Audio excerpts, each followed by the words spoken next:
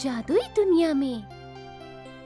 एक दिन जब सुनहरी धूप खिली हुई थी, एलिस नाम की एक लड़की अपनी बहन के साथ पेड़ के नीचे बैठी हुई थी। तभी अचानक एक सफेद खरगोश एलिस के सामने से भागता हुआ गया। उसने एक भूरे रंग की जैकेट और काले रंग के छोटे से जूते पहने हुए थे और उसके पास एक घड़ी भी थी। नहीं नहीं, मुझे बहुत देर हो जाएगी। अरे कितनी अजीब बात है, खरगोश तो नहीं बोलते ना। एलिस खरगोश को देखकर इतनी उत्सुक हुई कि उसका पीछा करने लगी और वो तब तक उसका पीछा करती रही जब तक कि वो एक बड़े से गड्ढे में कूद नहीं गया। खरगोश, खरगोश, तुम वहाँ नीचे हो क्या? हाँ? बोलो। एलिस नीचे गिरती गई और गिरती ही गई और आखिरकार वो एक मुलायम घास के ढेर पर जा गिरी। मैं कहाँ हूँ? खरगोश, तुम कहाँ हो? पर वहाँ कोई खरगोश नहीं था। बस एक बड़े से कमरे से होकर जाता हुआ एक रास्ता था जिसमें बहुत से छोटे छोटे दरवाजे थे और वहीं एक कोने में मेज पर एक छोटी सी सुनहरी चाबी भी रखी हुई थी। इस चाबी से कोई ना कोई दरवाजा तो खुलना ही चाहिए। मैं कोशिश करती हूँ।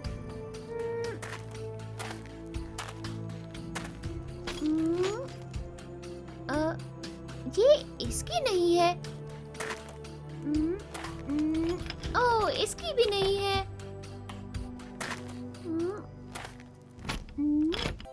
आहा, ये तो इस दरवाजे की है।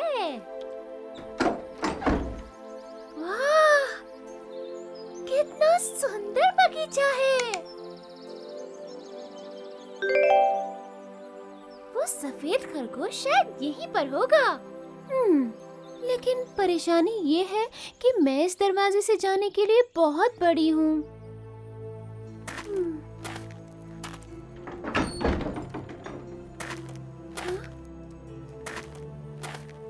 अचानक एलिस को मेज पर कुछ दिखाई दिया। वो एक छोटी सी शीशी थी जिस पर लिखा था, मुझे पियो।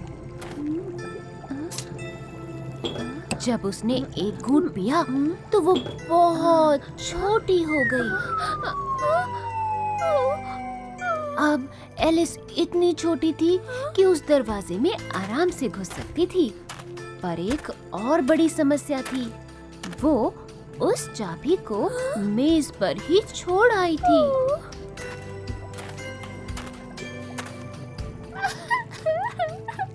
ये मैंने क्या किया?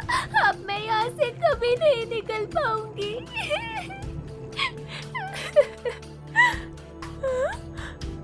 वो क्या है?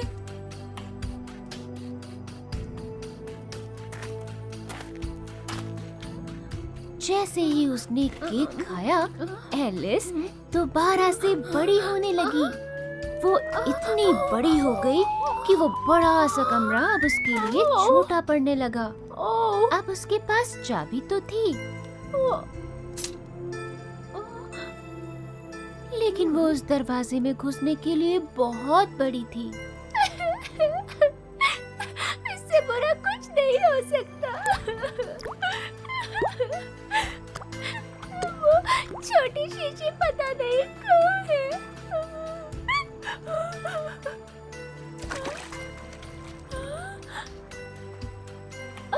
वो रही शीशी।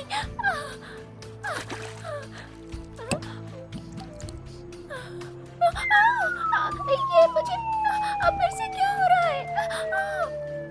अब एलिस दरवाजे में घुसने के लिए बिल्कुल ठीक थी, लेकिन पानी की तेज लहरों ने उसे उस बड़े से कमरे से धकेलकर दरवाजे की दूसरी तरफ बाहर फेंक दिया। अब एलिस एक हरी भरी जगह पर पहुंच गई। वहाँ उसे एक जाना पहचाना चेहरा दिखा। तुम्हें यहाँ नहीं आना चाहिए था। मेरे घर जाओ और मेरे दस्ताने और पंखा लेकर आओ। घर? घर। अब जल्दी करो, मुझे देर हो रही है। कितना अकड़ू खरगोश है। इसने मुझे कहीं नौकरानी तो नहीं समझ लिया। वैसे मैं और कुछ कर भी नहीं सकती, इसलिए जैसा ये कहता है मुझे वैसा ही करना चाहिए।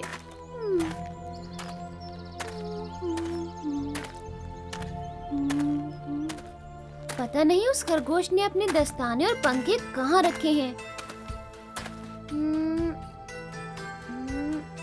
हाँ, ये रहे इस मेज पर।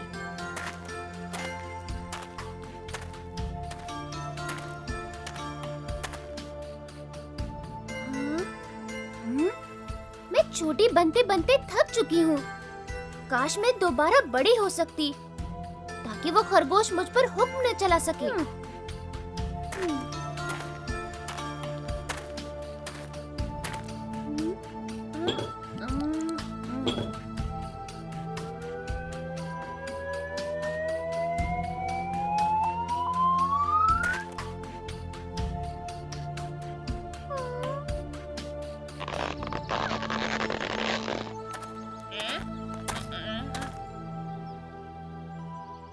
अरे, ये मेरे दरवाजे पर किसका हाथ है?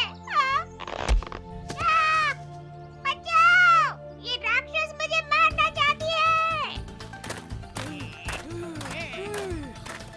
सारे जानवरों ने घर की तरफ पत्थर फेंके, लेकिन जैसे ही वो खिड़की के अंदर गए, वो सारे पत्थर केक में बदल गए। ए, बंद करो ये सब।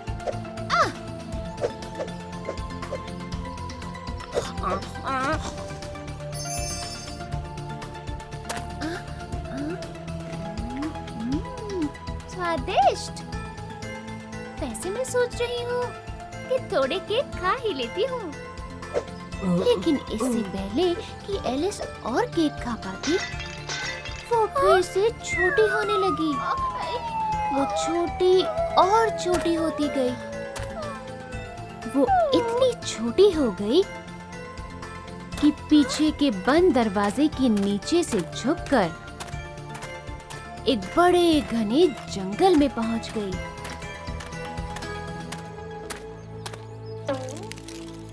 अरे,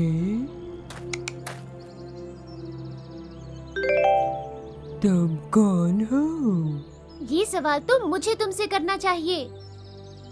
वैसे पहले मैंने पूछा है।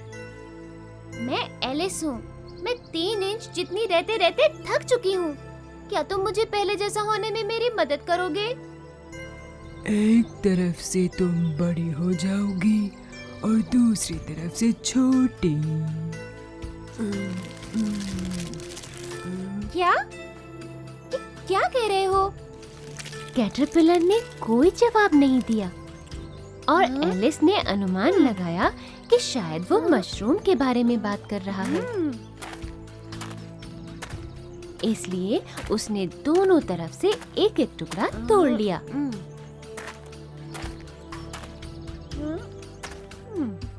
और फिर उसमें से एक खा लिया।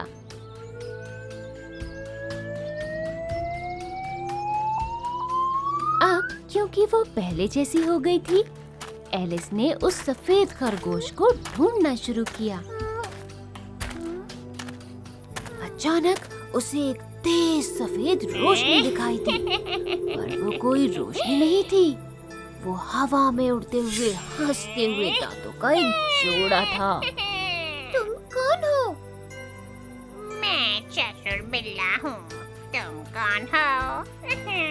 मैं एलिस हूँ। मुझे बताओ वो सफेद खरगोश कहाँ गया है? उस तरफ, वो मैड हैटर के साथ चाय की दावत में होगा। क्या कहा? Mad Hatter? मैं पहले ही बहुत सारे पागल लोगों से मिल चुकी हूँ। इस अनोखी दुनिया में तो सभी पागल हैं। मैं भी उनमें से एक ही हूँ।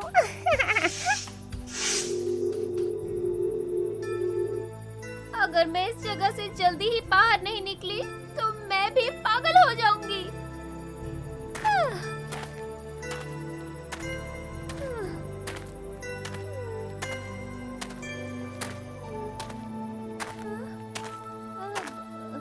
सुनिए, क्या मैं यहाँ बैठ सकती हूँ? नहीं नहीं, जगह नहीं।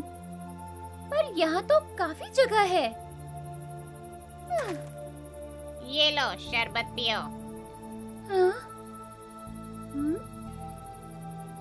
पर इसमें तो कोई शरबत नहीं है। हाँ, इसमें कोई शरबत नहीं है। तो फिर मुझे ये दिया ही क्यों? फिर तुम यहाँ आई ही क्यों? अगर आप इस तरह से बात करेंगे तो मैं जा रही हूँ। एलिस को पास ही एक पेड़ में एक दरवाजा दिखाई दिया। हाँ? और उत्सुकता से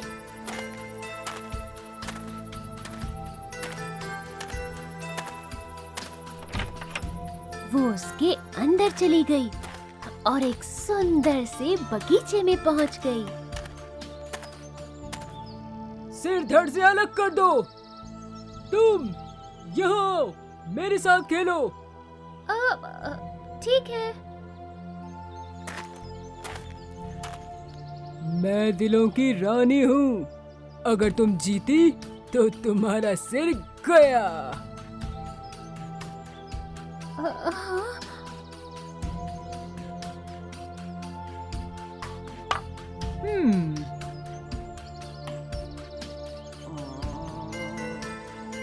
एलिस ने बुरे से बुरा खेलने की कोशिश की ताकि वो जीत न पाए,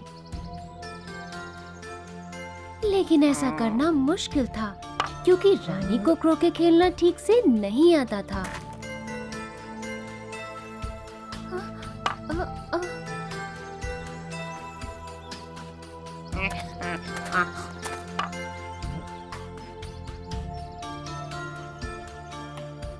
सबूतों और गवाहों को इकट्ठा किया जाए। कार्यवाही शुरू होने वाली है।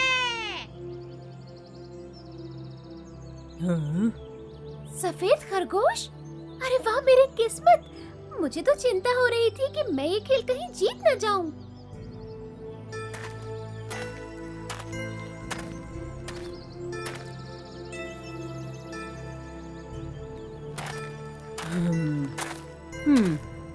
दिलों के गुलाम, तुम्हारे ऊपर रानी के टार्च चुराने का इल्जाम है। मैं सबूत पेश करता हूँ। एक पते की बात, रानी ने बनाए थे कुछ टार्च, गर्मियों के दिन और गर्मियों की रात। आया दिलों का चोर, मच गया शोर, टार्च को चुरा कर ले गया वो अपनी ओर। इस गुलाम ने ही टार्च चुराए हैं। ऐसा नहीं है। आखिर तुम्हारे पास सबूत क्या है? हाँ? कविता से ही पता चलता है।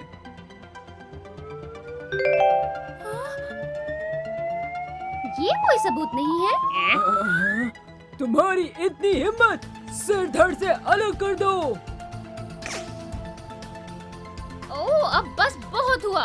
आप सब के सब पागल हैं और मुझे भी पागल कर देंगे। इस पर सैनिकों ने कूदकर एलिस पर आक्रमण कर दिया। उसने सबको धमकाकर और डराकर दूर भगा दिया।